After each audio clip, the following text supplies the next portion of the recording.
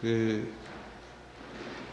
외국 분들하고 이제 결혼을 하신 분들이 이제 그 말이 좀 서로 안 통해서 여러 가지로 좀 해프닝이 있죠.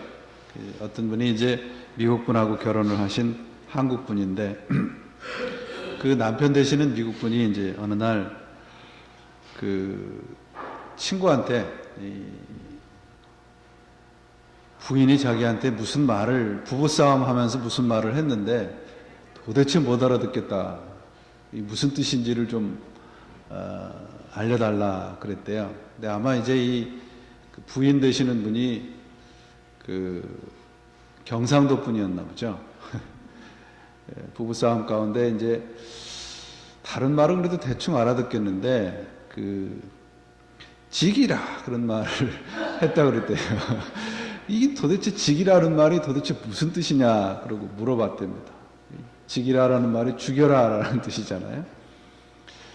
근데 어떤 분이 이 얘기를 듣고 이걸 좀 신앙적으로 좀 잘 설명을 해줬다 그래요. 직이라가 무슨 뜻이냐 영적으로 보면 그게 십자가를 붙드는 삶이다. 그렇게 해석을 해줬다 그래요. 세상에서 나 이렇게 죽여라, 나 죽이라 그러고선 달려드는 사람한테 뭐 해볼 재간이 없잖아요. 그죠? 근데 우리가 이러한 태도와 마음으로 내가 죽어도 좋다, 나를 죽여라 라는 이러한 태도로 이 시대 정신에 대항하지 않는 한 우리 기독교는 생존하기가 어렵습니다. 오늘 한국 교회가 문제가 뭐겠어요? 그 문제는 교회에 우리 기독교의 십자가가 사라졌다는 것이에요. 그냥 우리가 눈에 보이는 십자가 여기도 있잖아요. 교회 그러면 십자가가 하나의 상징이나 기호나 어떤 교회, 우리 기독교를 의미하는 하나의 기호가 되어버렸지. 십자가가 우리가 매일매일 져야 하는 그러한 의미로 우리에게 살아있지 않다는데 우리의 신앙적인 고민이 있습니다. 21세기의 교회는 미국 교회에서 나온 말입니다. 21세기의 교회는 십자가 없는 성공을 이룩했다. 그렇게 자화자찬하고 있습니다. 기독교의 상징으로 십자가가 전락해 버렸고 교회에 꼭 필요한 장식이 십자가가 되어 버렸습니다. 더 이상 십자가는 우리가 매일매일 우리의 삶에서 지어야 할 필요성이 되어 있지 않습니다.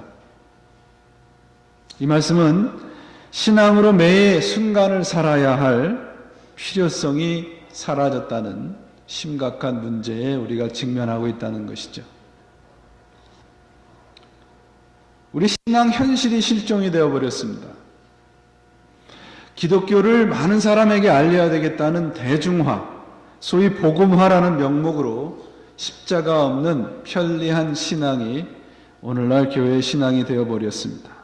그래서 교회는 마치 무슨 컨비니언스 스토어처럼 편의점처럼 편리한 장소이어야 한다는 논리가 힘을 얻고 있고 복음은 마치 우리가 필요할 때 언제든지 달려가서 얻을 수 있는 패스트푸드 그러한 레스토랑이 되어버렸습니다. 그러나 성경은 말씀하죠. 교회는 십자가는 교회의 장식도 아니고 기독교의 대표적인 기호도 더더욱 아닙니다. 오늘 본문에서도 십자가를 하나님의 능력이라고 성경은 우리들에게 말씀해주고 있지 않습니까? 지난 주일날도 말씀드렸잖아요.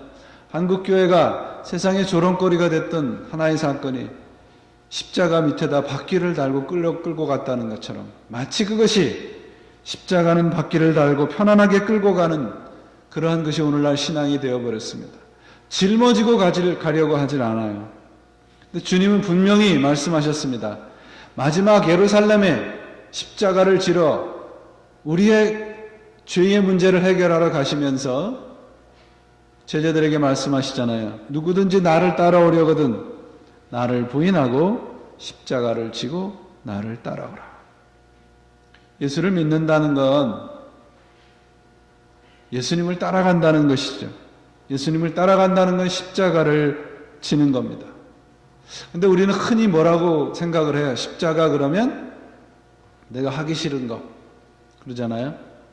식당에 가서 밥 먹고 여러 명이서 밥 먹고 혼자 밥값을 내면서 뭐라 그래요? 오늘 십자가 내가 지지 그러죠. 그런 거는 성경이 얘기하는 십자가가 아니라는 거예요. 십자가를 진다는 게 그럼 뭘까? 여러 가지로 우리가 해석이 가능할 수 있는데 그 옛날 사람들은요, 옛 성인들이 타락한 사람, 그런 사람들을 가리켜 자기 자신 안으로 구부러져 있는 사람이라는 표현을 사용했습니다. 자기 자신 안으로 구부러져 있다는 것은 나만 생각한다는 거예요. 십자가를 진다는 것은 바로 나에게로 구부러진 것을 펴서 상대방에로 내 삶의 방향을 변화시킨다는 것입니다. 이웃의 아픔과 눈물을 닦아줄 줄 아는 존재가 되는 거죠. 결국 십자가는 상대방을 살리는 것 같지만 나를 살리는 거예요. 하나님이 우리를 살리기 위해서 당신 자신을 버리셨습니다. 그 예수 그리스도가 십자가에서 돌아가셔서 영원히 사는 길을 우리들에게 보여주신 것처럼 우리가 나 자신을 십자가에 못 박을 때 나 자신뿐만이 아니라 그를 위해서 상대방도 이웃도 살아난다는 거예요. 하나님은 분명히 십자가를 짊어지셨는데 오늘날 우리들의 신앙은 바라보는 십자가가 되어버린 듯합니다. 신앙은 십자가를 짊어지는 거예요. 곧 상대방을 위해서 나를 손해보는 것을 즐겨할 줄 아는 게 신앙입니다. 우리가 이게 착각하는 게 있어요. 우리가 인정하고 싶지 않은 것이 있는데 그게 뭐냐면 우리 스스로를 생각할 때 나는 가끔 죄를 짓는 존재라고 생각하는 겁니다. 그렇지 않습니다. 우리는 죄인이에요. 죄인이라는 말은 뭐냐면 우리가 생각하고 우리가 행하는 모든 것이 죄인이라는 겁니다.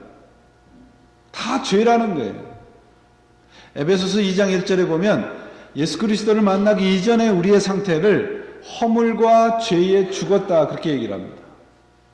그러면 성경을 읽다 보시면 시편 32편에도 나와요. 허물, 죄, 죄악 다 다른 거예요. 허물이라는 것은 말 뜻이 미끄러진다는 뜻인데요. 이것은 목적지를 잃고 방황하는 거예요. 미끄러져서. 죄라는 이 말 뜻은 하마르티아라는 뜻은 관역에서 벗어난 상태, 방향을 잃은 것뿐만이 아니라 죄는 목적지를 상실한 상태입니다.